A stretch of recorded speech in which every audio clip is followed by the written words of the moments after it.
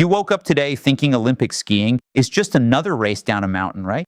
Well, this morning the Winter Olympics flipped its own script. A tropical country just stole gold on ice. America's biggest comeback story may have ended in a hospital bed, and right now, as we speak, the most dominant skier on Earth is fighting to save her legacy on live television. This isn't just sports anymore. This is pressure, heartbreak, and history colliding in real time. And by the end of today, the Olympic record books might never look the same again. So before we break this down, hit subscribe and stay with me, because stories like this, you don't just watch them, you experience them. Nobody saw this coming. At the 2026 Winter Olympics today, the mountain didn't just crown a champion. It rewrote the logic of winter sports itself. Because standing at the top of an icy alpine course, in a sport dominated for decades by nations buried in snow, was a man representing sunshine, beaches, and samba rhythms. Lucas Pinheiro Brathen dropped into the men's giant slalom, and from the very first gate, you could feel something different. Not reckless, not lucky, controlled chaos. The kind of skiing where every turn looks like it shouldn't work until it does. The timing splits started flashing green. Commentators hesitated, and by the halfway mark, the realization hit. This wasn't a feel-good underdog run. This was domination. He attacked the lower section, carving lines so tight they looked impossible at Olympic speed. One small mistake on that course usually costs a medal. Two mistakes cost a career moment. He made none. When he crossed the finish line, there was this half-second silence. That rare sports silence where nobody quite understands what they just watched. Then the clock locked. Gold. Not just gold. Brazil's first ever Winter Olympic medal in history. A tropical nation winning on ice. You could actually see it on his face. Not the celebration first, but disbelief. Like even he needed confirmation that the scoreboard wasn't broken. The crowd reacted before the commentators did. Because sometimes sports doesn't need translation. History just announces itself. Within minutes, American sports shows were calling it the cool runnings moment of this generation. And honestly, that comparison fits. This wasn't just an athlete beating competitors. This was geography losing to determination. Think about it. Kids growing up where snow is a vacation, not a season, suddenly have a Winter Olympic champion to point at. And that changes more than a medal table. It changes who believes they belong here. Because the Olympics, at its best, isn't about predictable champions. It's about the impossible happening live, in front of the world, with no script and no warning. Today, a skier from a warm weather nation didn't just win a race. He expanded the map of winter sports. And long after these games end, long after the medals are stored away, this run will still be replayed, not for the time on the clock, but for the moment the definition of a winter athlete got permanently rewritten. Right now, while the world is still talking about shock victories, another story is unfolding live on the mountain, and this one feels personal for America. At the 2026 Winter Olympics, the women's giant slalom has turned into a straight-up duel. On one side, the hometown powerhouse, Federica Brignon, skiing like she owns every inch of this course. First run, she didn't just lead, she separated. Smooth transitions, early pressure on the edges, zero hesitation. The kind of run that forces every athlete after you to take risks they normally wouldn't take. And then there's America's focus, Mikaela Shiffrin. When her first run ended, it wasn't disaster, but it wasn't dominance either. Just enough time lost to create tension. The camera caught it, that quiet calculation in her eyes at the finish. Not panic, not frustration, a mental replay. Because champions don't chase the clock. They chase corrections. Now the second run becomes something different. Not a race, a decision. Play safe and secure a medal, or attack and risk skiing out entirely. And every American watching knows which option she usually picks. That's why this event is exploding across US broadcasts. It's not just about standings anymore. It's about legacy math. Another podium keeps a dynasty alive. Missing it turns the conversation toward the next generation. As she waits in the start gate, you can see the routine. Poles set, deep breath, eyes down the fall line. The mountain goes silent in that Olympic way. Thousands of people, yet somehow no sound at all. Because everyone understands the stakes. Brignon has already thrown the challenge.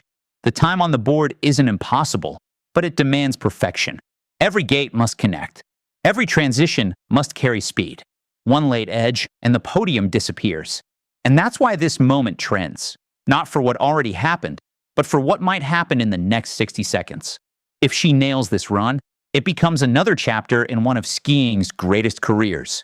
If she doesn't, it becomes the day the mountain moved on. So the question across American sports media right now is simple. Is this the comeback run or the closing scene? We're about to find out in real time. And then the mood changed. At the 2026 Winter Olympics, the story millions of Americans woke up hoping to watch unfold didn't end at the finish line. It ended in a hospital room. Lindsey Vonn wasn't supposed to be here, at least not according to time. Years after stepping away, after injuries most athletes never fully return from, she chose to come back. Not for nostalgia, not for a farewell tour, but for one last real shot at Olympic history. The goal was simple to say and almost impossible to do: become the oldest Olympic medalist in alpine skiing. You could feel the anticipation before her run. The crowd didn't treat it like another competitor on course. Every split mattered. Every turn carried weight. Because everyone understood they weren't just watching a race. They were watching an argument against age itself. The start was clean, aggressive, but controlled. The kind of skiing built from decades of muscle memory. She wasn't surviving the course. She was challenging it. Then came the section every racer fears. One edge just slightly offline, speed a fraction too high, and the mountain reminded everyone why this sport never negotiates. The crash happened fast, the kind where silence hits before concern turns into reality. She didn't get up immediately. Coaches stopped moving. Commentators stopped talking. And in that moment, every American watching understood this wasn't about medals anymore. Medical teams confirmed it soon after. A fractured tibia. Surgery required. Olympic campaign over. Just like that, the comeback closed. There's something uniquely heavy about endings in sports, especially when they're not scheduled. No final finish line wave. No planned goodbye. Just the sudden realization that the last run already happened and nobody knew it at the time. Morning shows across the US didn't analyze technique today. They replayed the journey, the victories, the crashes, the relentless returns. Because her story was never really about a single Olympics. It was about how long determination can delay reality.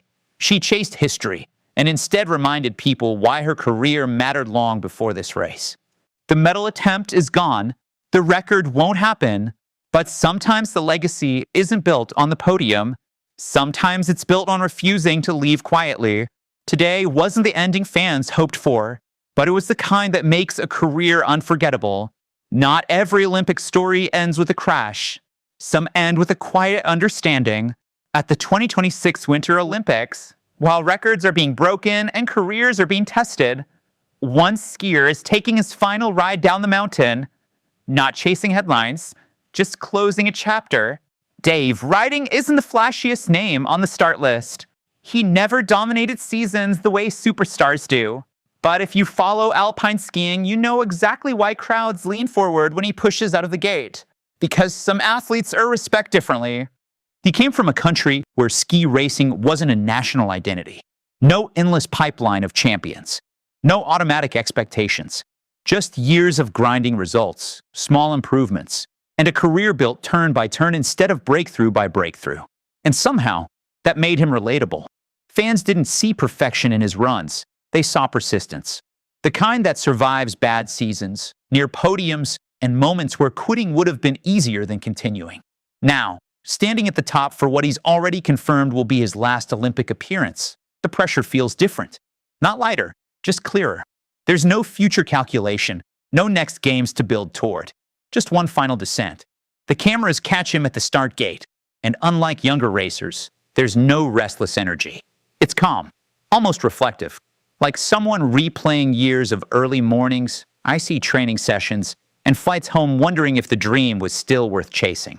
And then the countdown begins. 5, 4, 3. The push isn't desperate. It's deliberate. Every turn looks less like a risk and more like a memory being placed carefully onto the snow one last time. He may not leave with gold, maybe not even with a medal, but sometimes the Olympics measures something harder to count. Longevity in a sport designed to replace you quickly. That's why fans are reacting so strongly. Because careers don't usually end in front of the world. they fade away between seasons. Here, we get to watch the closing scene live. And when he crosses the finish line, the time almost doesn't matter. What matters is that the same mountain that introduced him to the world is now saying goodbye. Some athletes leave the Olympics with records. Others leave with respect that lasts longer than any podium. Today isn't about where he finishes. It's about where the journey ends. Now let's zoom out for a second, because beyond the individual moments, the bigger picture of the 2026 Winter Olympics is starting to take shape. And the medal table is telling a story almost as dramatic as the races themselves. For the United States, the highlight so far comes from Ryan Cochran-Siegel in the Super G. It wasn't a runaway victory. It wasn't domination. It was something very Olympic, precision under pressure. His run balanced risk and control perfectly. Not the flashiest lines on the mountain, but clean enough to survive a course that punished even tiny mistakes. When the clock stopped, it wasn't gold, but it was a silver that felt important. The kind that keeps a nation invested in the sport for the rest of the games. Because medals early in the Olympics don't just count, they build belief. Meanwhile, the home crowd is getting exactly what it hoped for. Italy isn't just hosting, it's thriving. Across multiple alpine events, their skiers look comfortable in a way visiting athletes don't. Familiar terrain, familiar snow texture, familiar atmosphere. You can see it in how aggressively they attack the course. Not reckless, confident. Every time an Italian racer reaches the finish, the reaction feels louder than usual Olympic cheering.